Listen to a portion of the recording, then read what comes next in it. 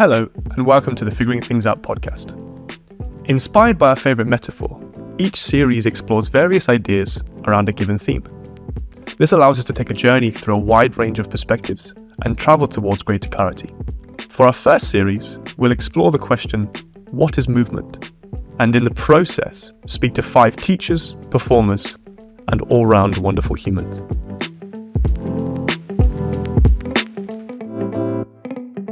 And welcome to the podcast, Tina. How are you doing today? I'm good. I'm really happy to see you.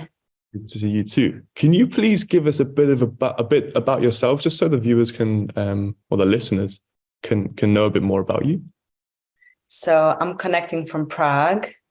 And I think a part of me is the fact that I usually connect from different places all the time for the past 8-10 years. I'm Armenian, grew up in many different countries. At the moment, mostly live in the UK. I'm a performer. That's my craft, probably. But slowly I went to becoming a movement director. So I work on films, but I also work with independent artists on movement support and assistance for their work. And then I'm an educator. So I teach in some universities and workshops worldwide. Amazing. So I was lucky enough to learn with you in a number of locations, twice of which have been the Hampstead kind of long duration intensives, which were always super special for me. And you said something really nice one time and it really stuck in my head. And I'm a stickler for metaphors and images and quotes. And I'm going to butcher this, but it's something like the strongest person in the room is the one with the calmest voice. Is that correct? Yeah, I say the strongest person in the room is the one with the calmest breathing rate. But yeah, voice similar. Can you maybe explain a bit about it? What do you mean? Yeah, I think so. I always look at like what's the opposite. Like so I think there's always misconceptions around certain terms and like all these kind of very vague. There's a lot of vagueness around certain terms. And I think strength is something that was just, as you say, butchered, I feel a little bit. And I was trying to figure out what actual strength is, and not only in a physical realm, but actually as a human body, as a person, as an energy. So I think there is something about strength and calm breathing rate and something about, being in a state of awareness. That's where mindfulness comes into play, of course. And I think that's actual strength. I think that's when you can choose to respond instead of reacting. And I think that's really powerful capacity. That's, I think, is strength. Nice. Yeah, I feel it. It really hit home in that moment because we were doing I believe it was heckling and wrestling, and there was kind of energies flying around the space. And when you said it, it really made me kind of stop and go, oh yeah, wow. That's great. It's true. It's so true, because you can really respond in the moment rather than get too caught up in your thoughts or projections and in the feeling of whatever that may be for the individual. Yeah, they say that like a black belt would never injure you. It would be the white belt who injures you, because they're just like out there kind of just, not really aware of their strength, not really aware of their capacity to actually cause harm. And I think it's the person who knows their strength and then chooses how to navigate it. And I think that's that's the skill and that's the expertise that some of us want to strive for. I think it's really a freedom as well, freedom to choose what to use. I think sometimes when you see a bodybuilder or a powerlifter and that anything they do in life is how they do everything, which is this kind of famous quote, but it's maybe not the correct way of using life. In the sense of if you're some really big and strong person and you go to grab your water and you crush the cup and everything's maximum exertion. Yeah. It's lovely to have this other perspective of something I see almost as physical intelligence, where we're really able to flux between two opposites and really choose a softness or a hardness or a speed or a slowness or whatever it may be, or a strength or not. Mm. And that was really powerful in the moment. The reason I bring it up is because this podcast is premised on the base of my favorite metaphor, which is the 5 blind men and the elephant. Have you heard of it before? Yeah, it's great. Yeah. Do you maybe have an interpretation of what it means to you? You know what? It's funny because I feel like it's quite a personal thing for me. If I look at it from perspective of really like a personal me, I think what's interesting within my culture is that a lot of people live under the same roof. And when a lot of people live under the same roof, you have to create a certain softness around your ideas. And because everyone has certain ideas. So it's when you're not from an individualistic culture, I think the beauty that it brings is that it brings that softness and the capacity to hold multiple points of view at the same time. Mm. And I think when one point of view becomes too strong, that's where kind of ego comes up. And that's when, you become a bit self-righteous. And for me, on a personal level, it's what I had to learn from that young age of not being too preoccupied with my sense of truth and my beliefs, and to be able to accept people having different political standpoints, different cultural and social standpoints. And it's interesting. And so for me, it's quite a personal thing, I think, on one hand. And from the movement perspective, I think I like looking at things from the opposite. So let's say the opposite of movement is stillness. And so, okay, so what is stillness? And then to really look into it. Okay, it seems like stillness, if you look at it from scientific perspective, is still movement, because the particles of particles of particles still move. And so if particles of particles of particles still move, then stillness is not stillness, it's illusion of stillness. And so then the opposite of movement is illusion. And that becomes mind-blowing, because then we realize, okay, so we're constantly moving. There is no stillness. There is no opposite of movement. It's just, everything is movement. And I think that's really interesting. And again, I think for me, I always kind of bridge it to personal, not to stay too much in a I think for you to be able to really share things truthfully, I think you have to kind of keep on making it personal and not just kind of outside of yourself. And so I think for me, besides just, as a dancer, we work a lot with balance, right? And so then I kind of embracing the fact that balance is not stillness, and that it's something that you have to constantly adjust and keep on catching yourself as you're resisting the gravity. I think that's an interesting thing to realize, that you can't marry yourself to that idea of balance. And in my personal life, I'm in my 30s now, and that's really interesting space to be. Because, people start to have their midlife crisis around 30s. And I think it's interesting, as I feel like you're shedding illusions. You're shedding these beliefs that you had, these strong things of like, oh, this is a tail. No, it's a wall. No, this is this is a rope, around the elephant. And I feel like that's an interesting thing kind of to shed around this age as well. I feel like it's a nice moment to question all these pre-assumptions. Perfect. Great intro. Yeah, this is exactly my goal or my dream of the podcast, is to really try and allow different people to give varied perspectives, and for us all to see the elephant in our own way, but encompass each one and be open to each one.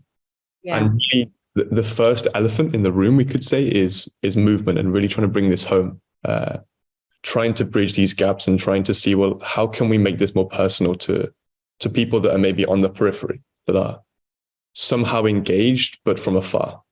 And me and you both know, because we've felt it over the years, how powerful it can be and how valuable it is in our lives. But from afar, it maybe looks a bit whimsical or a bit confusing or a bit weird, wrestling with balls and sticks in the park. Like, what's going on here? I don't understand. I'm a bit scared. I'm intimidated. Yeah. So I think for today's conversation, I'd love to begin with like what is your background in movement, in moving as a young girl and growing up in Armenia and Russia, I think, and where that led you, and then we can start to dig into your work now, I think. Yeah. So I think movement, if it's conscious or unconscious, and no matter if people are involved or not involved in it as a craft, for anyone on this earth, it's a kind of fundamental aspect of life. And I think that's a really interesting thing to just allow to land. And for me, I was born in Slovakia, and then I did live in Moscow and then in Prague, but I kind of grew up in very Armenian culture. And in Armenia, there is this kind of quite interesting gender kind of cultural norm where you send your young girls to dancing when they're young. And you do send boys as well, but also to chess and this and that. And so I started dancing really, really early on at the age of 6. I started with folk dancing and then street dancing. And then around 15, for the next 5 years, studied in conservatory, already went into professional level performing, and then went to a university. So I spent 8 years of professional education just exploring that field, which is quite common in a performing art, I think, industry. So I think movement was always something else to me than just just means of travel, or I think it was really an artistic and creative expression. And so when I think about movement, I feel like it has different aspects. It can be unconscious, it can be personal, it can be social, it can be political. But I think where my expertise is the expressive as a tool for communication, as a tool for expression, as a craft, as a performing craft. Yeah. So very much movement for you is something that's outward facing. It is this performative art, and something that you guide people also in this way. Yeah, I think the only thing that is this outwards inwards is interesting, because I think the only way, if we're trying to allow it to, and that's, I feel like I'm becoming a bit esoteric. I'm trying not to be, but I feel like it has to go inwards to go outwards. So there's a lot of so I think that's the only thing, that it does go out eventually, but it goes from in to out. Okay. I have a question from my perspective as also a teacher, as someone that's like very much not performative based. I'd love to understand a bit more about how you share based upon the perspective of a performer. How does that change for you as a teacher? Because when it's very like inward focused, as you're saying, it's almost easier. Mm-hmm. Because there's no necessity or aesthetic weight on what people are doing. It's more about sensation, feeling. Does that feel good for you? Does that feel maybe light or easy, or in a way that is conducive to the outcome that you want? And I'm really interested to know, when you're sharing related to performance, how that changes, or if it changes at all. Interesting. I mean, I think many teachers who actually teach dance, then they are very aesthetic oriented and maybe outcome and counts and musicality and all that. I think I've never been that person necessarily, because I've never been very aesthetic in that sense performer myself. And I was more kind of inspired by metaphors and poetry, and was more of a poetic dancer somehow. But I think for me, movement, because, you mentioned, you said, we're going to speak about movement potentially. And I thought, okay, movement. What it, like, why, what is it? And I feel like there is certain notions that deserve a certain cloud of vagueness, even though I'm a person who really enjoys being specific and being able to really, pinpoint certain things and keep on asking why until we don't know anymore.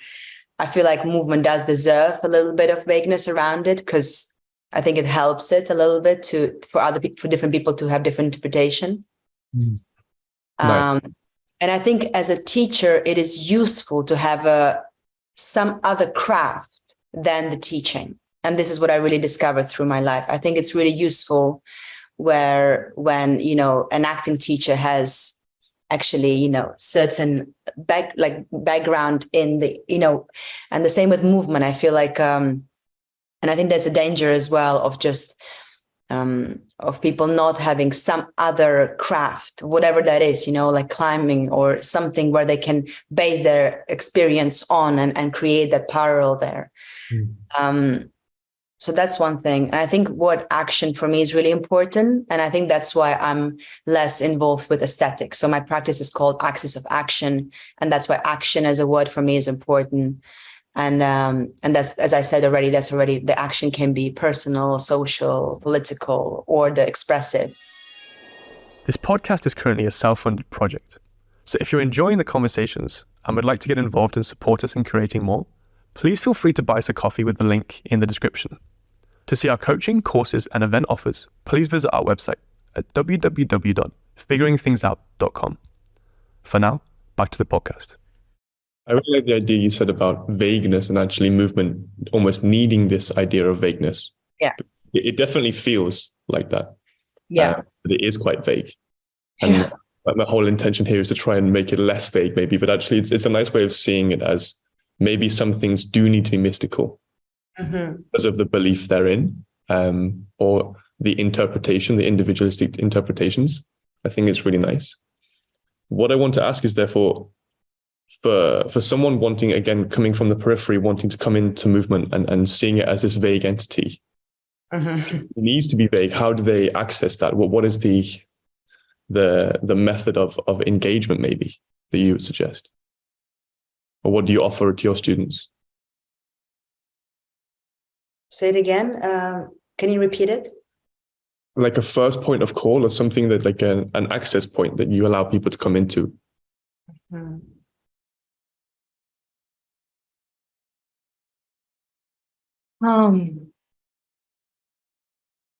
That is interesting because you see, I think from the perspective of people coming in, and I've taught in different environments. I've taught also in environments where institution would choose me, and it wouldn't be people who decide, oh, this description sounds like something interesting for me, and I'm gonna, go out there and travel to Berlin and study with her. But I think sometimes institution and then the students are like, what is going on? Okay, this person is chosen. I guess I'll give it a go. I think there is a certain level of responsibility from our side where we have to be really interested in what we are teaching. And therefore, hopefully it will be interesting. And that's why it's important to really allow it to land in our personal experience, rather than just kind of paraphrasing things we learned or paraphrasing things that we thought kind of were interesting or resonated. I think when it really lands in your experience and when you really have expertise, when you really you've digged in that notion and you had a crisis and you overcame the crisis and you discovered something else, when those years have passed and those, several 10,000 of hours have passed, I think there is something solid that you have and you can really lean back on it. And for me, the entry point would be probably eventually dissolving expectations. I think one of the things would be working, like, first of all, I think first day, usually stripping that need to succeed and allowing failure to come into play and allowing that soft and very almost compassionate relationship with failure to come into play. That would be the first thing, is just stripping of those shields of I'm trying to succeed, I'm trying to be good. And I think you can do that just by movement practice, but you can also do it by sharing some theory and saying, hey, part of learning is failure. So it's a stepping stone without which we can't actually gain a new skill. Nice. What keeps you motivated? If you're openly saying, hey, this thing I'm engaging in daily is vague and it needs to be vague, is there something that keeps you coming back or something that keeps you hooked on this vagueness? I must say, in my life or in my work, I try not to keep it vague. I try to keep on looking for answers. I think it's like embracing the vagueness, like overall, like as something that can, I think it shouldn't become a dogma, I think. And I think what's really important for me is that no one owns movement. No, it doesn't belong to anyone. And so later on, like, oh, you've done this. Oh, it doesn't belong to anyone. And I think when we really start to learn from cultures and we start to learn from, Kalari Payattu, which is 3,000 years old, martial arts from India, and from which Wushu comes from, we start to realize that, it doesn't belong to anyone. It's just been here for ages, and it will be. And I think the vagueness is just there in order for it not to become something too solid and too holy and as a dogma. But I think for me, as it being my craft, I keep on looking for very specific answers and keep on just reverse engineering it and thinking, okay, what actually can be, how can I answer this question? What balance is, what force is, what speed is, what is, what is the idea of being grounded? Why does it sound so esoteric? How can I make it really down to earth and solid and actually really be able to share it with clarity? Or when is it actually useful to be a bit more ephemeral and kind of poetic and metaphorical? Maybe there is some beauty to it too. I think it's just that, Yeah, I really find that. I think especially when things get complex or a bit too wordy or a bit too cognizant, let's say, using metaphor or poetry or imagery really helps. I really feel I'm a little bit dyslexic, so having images and things to really help me grasp something that's a bit more complex is super useful, and it really gets this sense of feeling or intention. You also said before we started recording this idea of trying to come back to this quote of I don't know, the space of I don't know, and I think it's really a clear intention for you, right? You have this first foot forward of I don't know, and it's okay, and then you are in a space of kind of research or learning constantly. I think it also kind of creates like a really equality in the space when you don't know, that you say I don't know, and you say, oh, maybe I'll come back to you, or you come back to me when you figure it out. Yeah, it opens up a safer space to kind of ask a question and not know the answer, and vice versa. It brings that level of the teacher down from guru status, untouchable status to we're just fellow humans on this journey trying to figure things out in a way. I want to know where does that come from, do you think, in you? Having dogmatic teachers. You know what? I think it came from, I think it really came from being a person who's been always interested in different points of views. I think coming from a performing art, from dance field where there is good and wrong, and when there is a certain aesthetic, and when there is certain idea of what dance is and what it is not. I think having multiple crises in terms of exactly the staying motivated is extremely hard, and I think I really went through multiple crises of being like, this field this industry is crap. I don't want to be part of it. And I think having to kind of still stick around or actually question and leave, I think that gives you some answer. I think crisis is a great thing. It's a great teacher. Same as injury. I think injuries and actual professional crisis is a great thing. And I think I went into mindfulness-based cognitive science and learned from there. Learned from it a little bit, and that was interesting. And I think I went a lot into kind of idea of like, what is, this quote from Shru Suzuki, which says, what we call I is just a swinging door between the inhale and exhale. Mm-hmm. It's the movement of the swinging door. And I think that's really interesting because it's just like this kind of, it's a swing.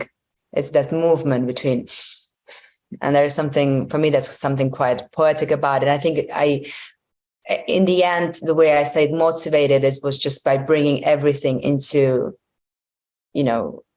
honest observation, almost. I don't think I answered your question. No, it's nice. I like the metaphor a lot. It almost speaks also to the eyes being the only part of the nervous system that's like literally externally focused, but also externally placed.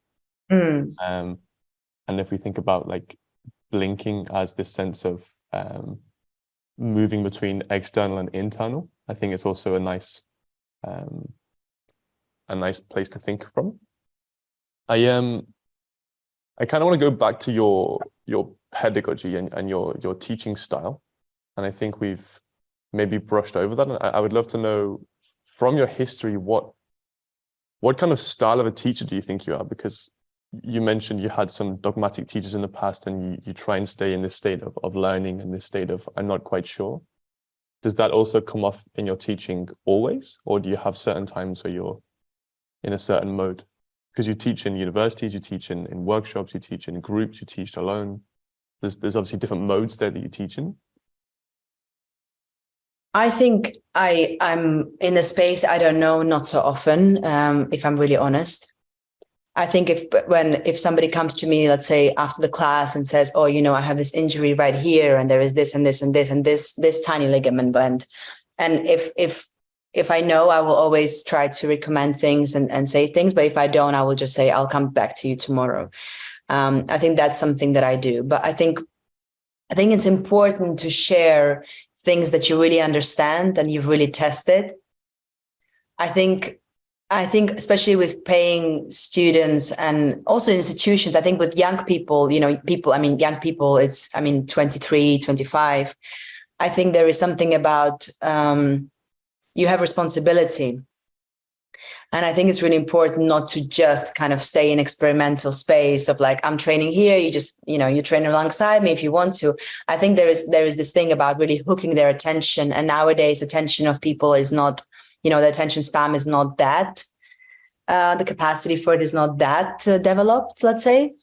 And so you do need to know what you're talking about. I think you do need to have it really embodied, because when we speak about movement, it can't just only be in the language. And I think we need to really be aware that language has a limited capacity when we speak about movement. And there is so much more where it's an embodied language, embodied knowledge, sorry. And I think that's really important. And so I think most of the things I share have been tested and redone and reinterpreted, and then share with people, seeing how that people respond to it. Does it lead to success or not? So yeah, I'm not that often in the I don't know. It's more of an attitude of softness when you answer things. Than I think sincerely just saying I don't know. I try to share things that I know a little bit about. Really nice. Really, really nice.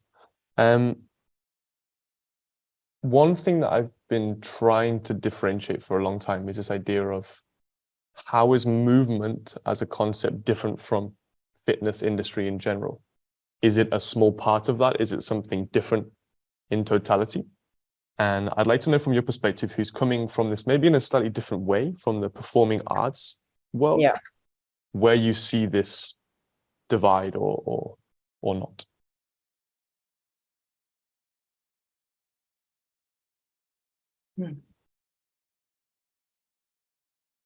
I think there is a divide, but it doesn't have to be. And I think there is people, and I think it's really always about people and the context. I think there's people who are merging things beautifully in all different fields.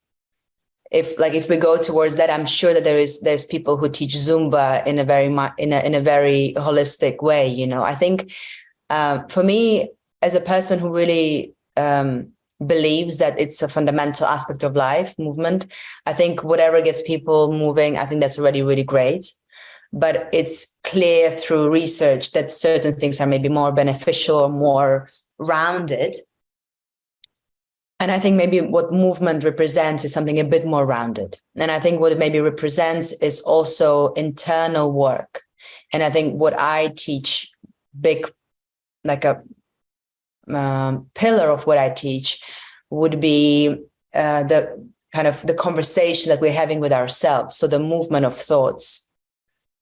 And I think that's really important. And I think movement does try to question that as well, alongside of mobility and range of motion and strength and capacity to create force and groundiness and adaptability and agility. I think outside of that, if it's really grounded in expertise and embodied work, then there needs to be aspect of internal work, the conversation we're having with ourselves, the soft relation with failure, the energy management, that I think is really important as well. So what types of ways do you engage people in this self-conversation? Is it mostly meditative, or do you do other types of things? I mean, so for example, let's say we want to work. So I teach people who are, it can be an architect, it can be a martial artist, or it can be really a high class athlete or dancer or actor. And I think everyone can benefit from the practice in different ways, and they can bridge it to their different crafts. And I think more crafts in the space, better. I think that's really exciting. And what I try to make sure that that's happening. I think, let's say we're speaking about energy management. And I think instead of, for example, having, it being a meditation or that being a just a theoretical explanation, I think the best thing to do is, let's say, do 1 hour of certain grappling exercise. And eventually through experience, the person starts to understand that if in the first 5 minutes they burn all the sugar and they're exhausted, through experience, they will understand how to do that energy management. And I do believe that that it needs to be a lesson that's experienced over just lesson being, shared by someone. There is certain kind of phrase like this in English, right? I don't think I know it. Lesson. A lesson learned is a lesson gained or something. I think it's the one. Let's say, yeah. Something like this. And I think it really stays embodied when people really have physical experience of that. And I think that will be the first step always, is to kind of try to guide people through experience to that idea, and then still hopefully sit down and then really break it down and elaborate further and give some, scientific background and certain aspects of, science or anecdotal information that can be also beneficial to them. But for me, always the entry point would be physical exploration. Physical exploration. Nice. Okay.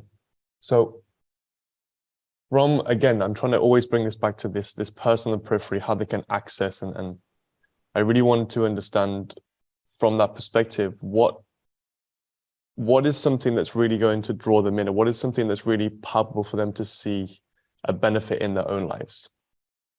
I know it's really hard for us. We're not sales people, let's say, but I would really love to kind of bring this back to a sense of, this is a really lovely perspective, and here's how you can benefit.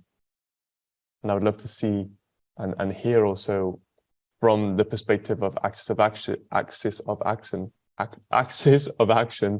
where someone who, let's say, is a parent of 2 children and they're working a day job, how they can come into this body of work and really benefit on a profound level. Because I think this is really possible, but it's about opening the doors in a way that they can enter.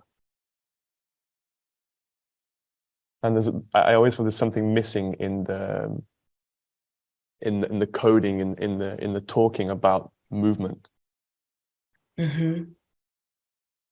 Yeah, I think you're right, because it seems a bit exclusive instead of inclusive, and it seems maybe very complex, also because of how it's advertised, and I think that's a tricky thing.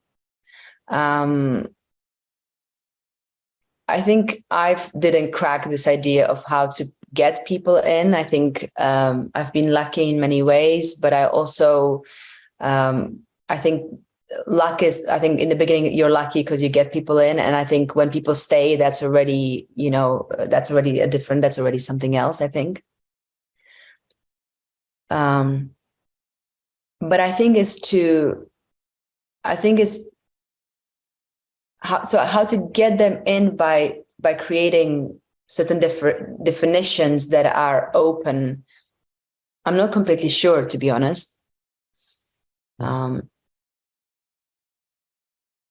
I think how to start with them when they are in a room, there is a way for that. I think there is something about, I think people sense if you truly care. I think people sense if you're really ready to adapt what you're sharing to their experience. And I think that's really important, is to be really aware of experience. And I think that's why we have to come not with a pre-designed curriculum, but every single time figure out who do I have in the space and design it on the spot for them. And that's where the experience comes handy, because you're able to do that without any preparation time. But I think that's when they see that it's like in design specifically for them. And I think that creates a very beautiful relationship. And I think especially when we work in a group, I think to still be very, very person oriented, I think that's a really important thing. But how to create a definition to get them in the space, people who maybe feel a bit intimidated by this whole concept and this whole vague, trend. I don't know. I think you said it quite nicely. I mean, I don't know is perfect because it's the red thread, I feel, throughout the whole conversation. But for me, I really see things on kind of three levels. We have the what, the whats that we do. We have the whys, the reasons behind them. And like you said earlier, that they can be endless and they can be maybe bottomless. And then we have the how, which really, for me, is the everything below it. And really, what I hear from what you're saying is that you're a very big fan of how you do something in the room really speaks to people more than what you do. Yeah, I think what you do is a shell. And I think that's why it can create that. That's why people can really bridge to whatever craft they do. They can, if they're a woodmaker or they are, their craft is being a good parent or to be really a stand-up comedian. I think when the principles are solid and they're really fundamental principles, then those principles will be universal within physics, within art, within, some other sciences. And I think if you really speak about principles, yet you are brave enough to look at those principles from different perspectives and to really say, this is a possibility, this is possibility, and even this is possibility just around this idea of, let's say, illusion of stillness, balance, like how do we tackle it? How do we tackle this idea of balance, let's say? I think if you really, are brave to look at it from different perspectives, I think that's an interesting kind of, I guess, how, or you said, yeah, I guess it's interesting how. And what you do is a shell. So the principle is the core. It's like a sugar pill. I see things as a sugar pill in a class. So the pill inside is like the moral. And the sugar is everything around it. You go through the sugar to get to the moral. And I think the moral needs to be really solid. And then you need to be creative enough as a teacher, as a person who's sharing, or as a practitioner, to have different shells, different sugars, coating, you say in English? Mm-hmm. Different coatings for that principle. And I think that's when creativity comes. And hopefully in the classes are different one from another. And I think that's really important, is that people don't just copy paste things that they learn, but they actually come up with new, different shells for those principles. But principles, if the person really goes deep, they will be fundamental and they're going to go across the fields. Nice. This is perfect. Before you mentioned about kind of giving people the opportunity to really feel something and learn via experience. And I think this is a really interesting philosophical standpoint, because one of my worst feelings in life is when I'm in a park or near a kid's play area and there's a parent there that's so obsessive regarding safety that the child's basically bound and can't do anything. And whenever they go up on a slide, be careful, be careful, be careful. And when they, obviously the intention from the parent is, I love this thing so dearly, I need to keep them safe, in hypothetical speech marks. Mm-hmm. But actually, as we've found long-term, that doesn't actually keep them safe at all. It makes them naive and weak. And it's that genuine experience of failure, of falling over, of finding an edge or finding a limit that actually gives them that valuable learning moving forward. But on the flip side, you then have this kind of, as you said, this this space of teaching where you have a certain responsibility. Mhm. So how do you marry these two kind of sides of the coin, this desire to give this open experience no matter what, and this responsibility of safety or of care? I think it's a little bit lowering the stakes. And I think the lowering the stakes already happens by bringing people in a very sterile studio. We met together in more of a natural setting and quite a huge kind of forest park. But most of the time we are in a studio where everything is just optimal for a human. The temperature is right, the floor is nice, the sun is shining by windows, it's just chilled. And so already the stakes are really low. We're not climbing above a cliff, under, a volcano or something. So I think the stakes are already really low. Most of the time I don't teach children, I teach really adults. So there is certain personal responsibility. And I think by lowering stakes, people can take a bit more risk, hopefully. But I think we have this aversion of failing. We have this aversion of just not succeeding. And so first step is really, as I already kind of mentioned, is like really making people understand that they need to soften their relationship with failure and allow it to occur. But the way you do that is by bringing something that's complex enough that it has a high chance of failure. So I think it's just constantly bringing really complex things that guide people to failure. And when they see that the whole room is failing because it is complex enough, that softens again through experience that feeling of like, oh, I need to succeed right now. Well, it seems like everyone is struggling. I guess that's okay. Or these people are not struggling, but everyone is struggling at some point, at least within my class, at some point within this like 3-4 days, 5 days, 2 weeks, at some point, somebody will struggle. Maybe it's going to be when we do coordinations. Maybe it will be when we're doing mobility. Maybe it's going to be when we suddenly access voice. And it's like, oh, voice, but I'm here to move. Yeah, well, movement. So you see, I think there's always that. But I think what I find interesting is that eventually, I think the idea is to bring the stakes higher. And I think that's really inspiring to what you do then. It's like, for example, then taking people to climb is, of course, you can crawl across the space and the stakes are really low because maybe your knee will drop 3 centimeters from the floor.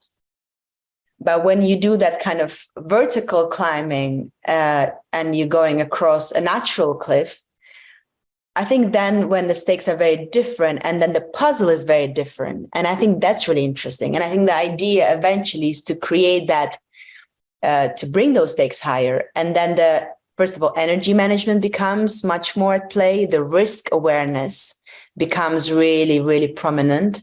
And I think that's really interesting. Yeah, this is really, for me, a big and meaningful realization that I've had over the years, is that having something greater than, let's say, is a really useful way of giving meaning to something. So what I mean is that I've really kind of flipped my perspective on movement as being this all-encompassing thing in my life. And actually, it's, as you say, it's more, rather than it being the top of the pyramid, and I'm working towards being this amazing thing at the top of the pyramid of physically engaged and whatever that may be, physically intelligent, I realized that actually movement is at the very base. It's the bottom thing. And it's in everything. And it's supporting everything. And having something greater than to apply it to gives it inherent meaning. So right now, one of the biggest parts of my practice is climbing and taking people to climb. And it gives this greater meaning because it's more of a realistic experience. The stakes are legitimately high in a certain way. And the feelings are legitimately real as well. And they're deep and they're intense. And it's, I think, a special thing because it gives something like a stick balancing drill or crawling on the floor a greater meaning when you apply it to that context. Can you learn or take something from this stick balancing drill and apply it in the context of climbing on the rock? And for me, that gives a really nice kind of meaning and reasoning. And whenever I or someone does a drill that I present in the context of a workshop with that greater meaning, it becomes that little bit more powerful, that little bit more attention or awareness or just depth of experience is given to that moment, and everyone wins. Even if the person doesn't in the end actually apply it to the context of climbing or whatever that might be. I agree. And it's really nice. Yeah, I really like this. And I think that in a way speaks to the vagueness of movement, because many people come at this as a training modality for nothing other than for life. So therefore, a lot of the work that you and the collective shared in Hampstead Heath when we were doing these kind of 2-week workshops was very much geared towards that perspective of you're a performer, you're an athlete, you're a trainer, but also if you're just an average human who's just living their life, how can these drills give you choices, give you freedom, give you a physical body that lasts a lifetime? I think that's exactly it. Yeah. I agree. I think it's it's creating a sustainable practice for yourself. And I think, I work a lot with Qigong as well, alongside everything else. I think that's the interesting thing. It's like, it needs to be a balanced practice. So all that physical, really hard, like more, rigorous work, for you to stay sane while doing this, there maybe needs to be something very much more softer and a bit more mindfulness based. And I think that's where it comes from experience. I was working for a company where I was working 7 days a week for several months, and was close to a physical, absolute and mental burnout. And I realized that I will not stay sane when my rehearsal starts at 9 and finishes at 8, if I don't do something before that will ground me. And that the question comes, okay, what does ground me? And then you can bring a question to people, what does ground you? How do you prepare for your day in an optimal way? Maybe it is 10 minutes of this, but I don't think that I think this idea of, I think everything becomes very, very extreme. People think that just sitting and meditating is going to be good for them because it's good for someone else. But for some people, it's really, really hard to sit in that stillness. And with this idea that is absence of thought, there is absence of thoughts, because actually it's not that. It's just awareness of the fact that maybe there is many, many thoughts and your emotional weather is all over the place. And I think it's just creating this notion of, how do you prepare for your day, or how do you close your day, or how do you go about your day? And for, coming back to this question about, a mother or father with 2 children, why would they come? Is, do you want to be able to play with your grandchildren when you're 18? And what is the quality of the play that you want to have with them? And to be able to have a quality of play with them, you need to have a certain physical practice. And it doesn't have to be extreme. It doesn't have to be, very, very intense, but there needs to be a physical practice. And the best thing you can do is to find what works for you. But finding what works for you is by trying several things first. I think that's what's interesting. And here you have kind of a little bit of chewed information from here and there. And you can just see what works for you and completely disregard what doesn't. What is your current I was just thinking that we're going for like a long run. I think that's the interesting thing that you're speaking about, is like going for a long run instead of just, finding that skill expertise and then just having a burnout in months. Yeah, and being able to sustain that. Yeah. What is your morning routine like right now? So it really depends on where I am. But I live in the cities, so I don't have that natural setting so much. Now I'm like in a very central Prague at the moment. And before I was in a North London, quite crowded space as well, and South London. And so my first thing is like opening windows everywhere, getting at least some air in the morning. Just that's my first thing, just at least a little bit of. And then I do some meditation. Usually, I often practice 10-finger gratitude meditation. That really works for me. 2 years ago, I had eye operation, just a very simple LASIK eye operation that unfortunately didn't go well. And so for 6 months to a year, I just couldn't really see. I saw very, very badly. Much worse than before, because I didn't see so badly before the operation, actually. I just wanted to surf without lenses. And so I did this operation, which was quite stupid, I guess. And so I felt very frustrated. It's the strongest sense. We're really dependent on it. I was teaching with at least 2 assistants by my side. I really couldn't see so well.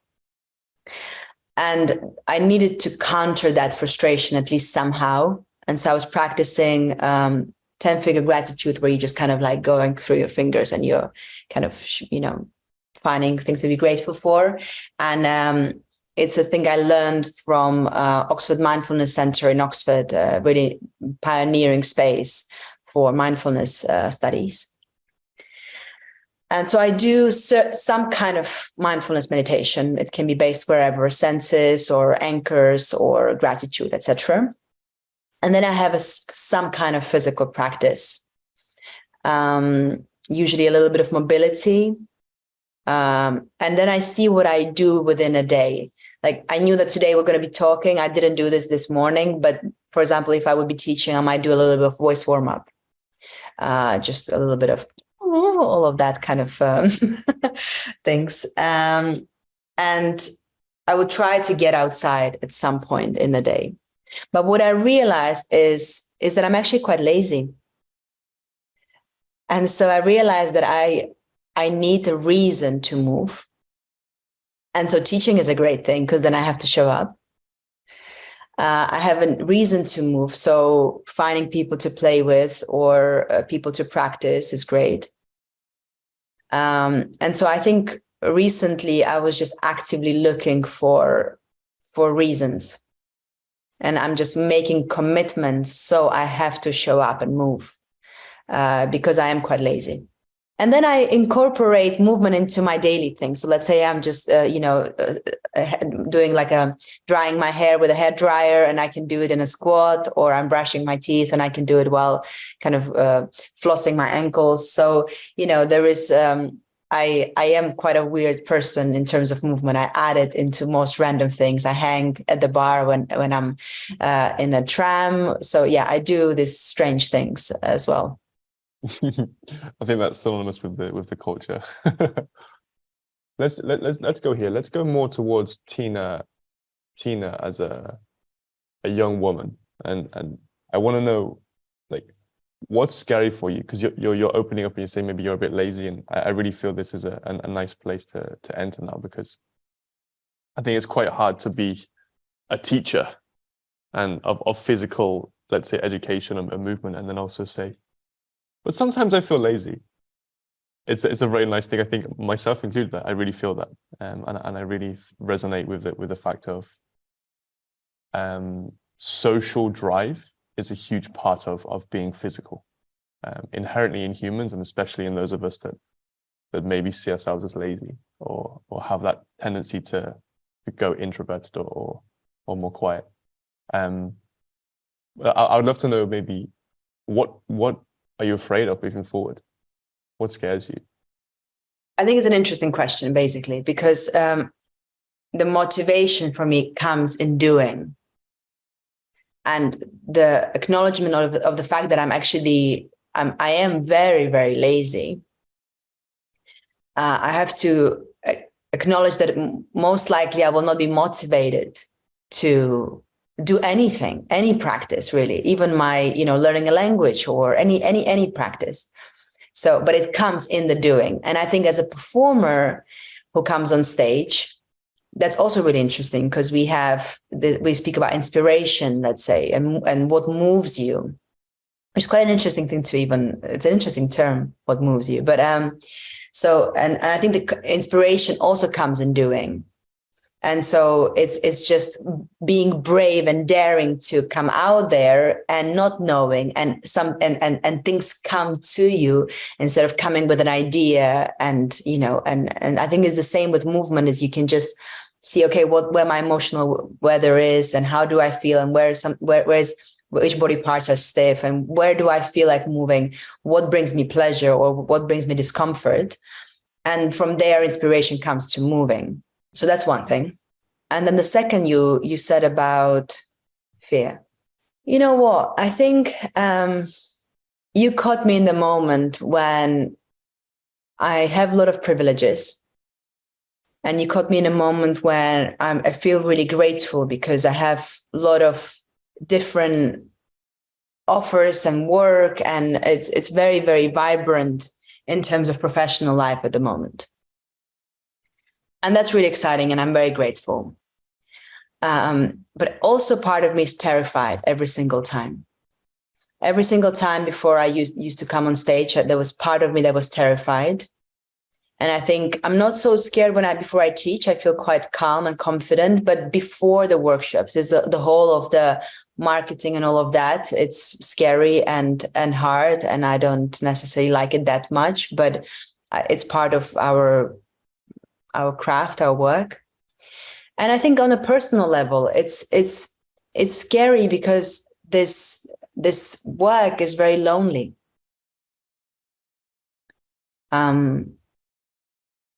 And it gets less and more lonely. And of course, and then we share this with this huge amount of people. And it's interesting because even in pandemic, I taught for Montreal, and really beautiful space there. And it was a huge group of people. It was online. I never really taught online, but this was like a huge group of people online.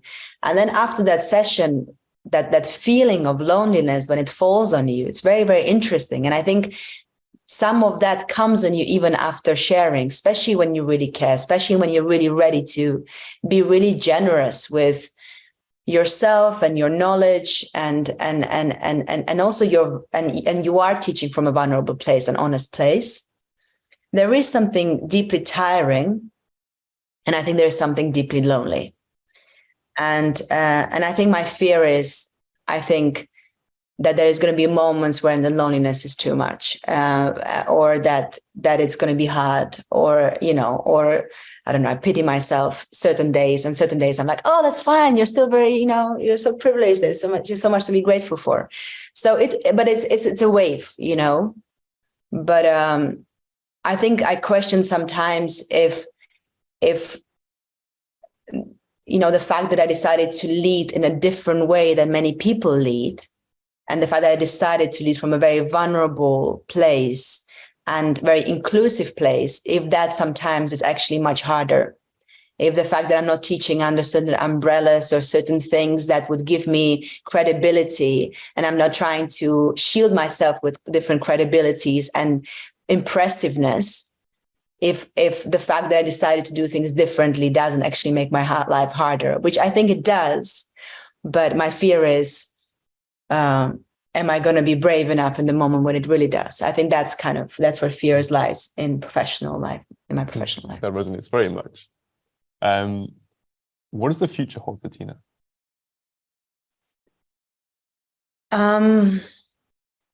So I think, we started with the fact that I was saying, I usually connect from different places.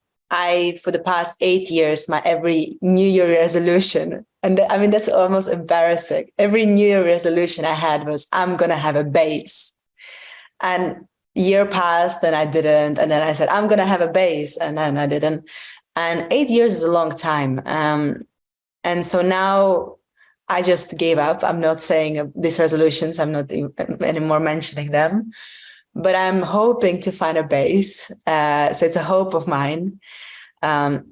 And I think I will still have base between UK and Czech Republic. There is a lot of work coming up. I'm leading quite a few really interesting modules in institutions, but also have some more artistic work. I really love working with independent artists. And I think that's really, really exciting, but also bigger, more somehow impressive projects as well. on a personal level, I think embracing all the shedding of illusions in my 30s. I think continuing to seek for more meaningful connections with people and allowing the professional relationships to grow into something else, and to actually seek collaborators and seek people who are maybe just kind of bouncing board of ideas, of people that you can just simply share without actually allowing you to go further, but just as a sharing space. I think really seeking that, because I think we all need it. Because I mentioned that it's quite lonely, I think we all need those spaces where we can connect and we can just explore these silly questions on what is movement, And I think so. I think, I hope I'm going to be, blessed to keep on having people around me who are interested in what I do, and I'm always interested in what people do, anyways. Now you're in your 30s, do you have a tip for your younger self? Something that you've learned maybe that you'd like to share with her? Say it again. Now you're in your 30s and you're old and wise. Do you have a tip or some advice for your younger self? Yeah. Advice for younger self would be, don't take yourself so seriously. And most importantly, don't take everyone around you so seriously. Because I think I was very eager to put people on pedestal. And I'm only now learning to see what do I actually think about things, and what do I actually feel about things, and what I actually need and want, and what do I envision. And it's an interesting space to be in. Mm-hmm. Lovely. So at the start of the conversation, we kind of began with this idea of the metaphor, and my favorite metaphor being the blind man and the elephant, at least for now. Do you have a favorite metaphor or a favorite quote?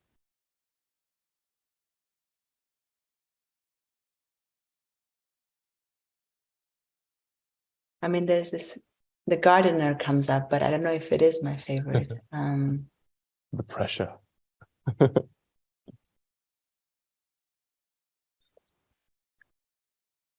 I think my favorite metaphor probably would be, a tiger catches a mouse with the same, might be saying it wrong, but with the same intention as it's catching an antelope, with the same capacity, with the same engagement. And I think what it means for me is that there is no small events or just something that doesn't matter on the size of events in your life doesn't matter. And it's really your attitude towards it. And you can really, with a full of yourself, you can invest in something very, very small, equally as something really, really huge. And I think that's interesting. Lovely. I think it suits you very much. Yeah. So I'd like to go full circle. So back to the beginning, we kind of premised this conversation on really what is movement. And I wonder, could you maybe explain, just to finish the conversation and kind of tie it in a nice circle, what is movement to you?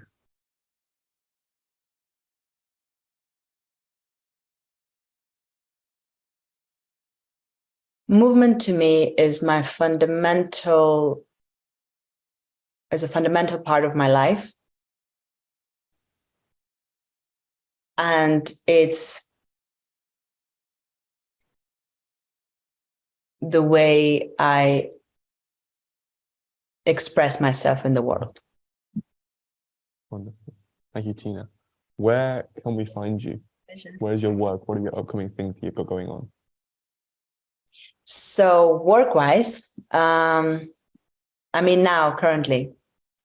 So I have this, I'm working with a closed group. It's a theater group, and that's not for access, unfortunately. And then I am teaching for big design event, but that's already not, there's no access for that either. But then there is, when you can actually access, there is a workshop happening in Cologne. There is a workshop happening in Berlin, and the Berlin, that's really exciting one, in B12, end of July.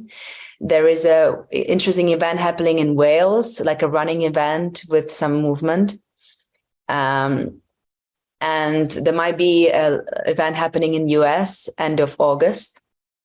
And then from September on, I'll be teaching a little bit less open workshops, because I'll be teaching quite heavily in institution, and I'm doing an big artistic project. But then closer to the next year, I will be starting again some open workshops, hopefully. And you have a website? But the summer is busy. Website, or is it through Instagram that you advertise? I think I advertise mostly through Instagram. Yeah, at the moment. I think it's Tina Afiyan Breiova. We'll find it. I'll also put it in the notes. Yeah, great. Thank you so much, Tina. Wonderful. I very much appreciate it. Great. And I hope to see you very soon. Yeah, thank you so much. It was really great talking to you. Hi, I'm Will Brown. Thank you so much for listening. It's really a joy to have these conversations. Please feel free to like and share as much as you wish. It really helps us. And also keep an eye out for next week's release, where we interview yet another wonderful human. Again, if you'd like to see our coaching, courses, and event offers, please visit the website www.figuringthingsout.com. See you next time.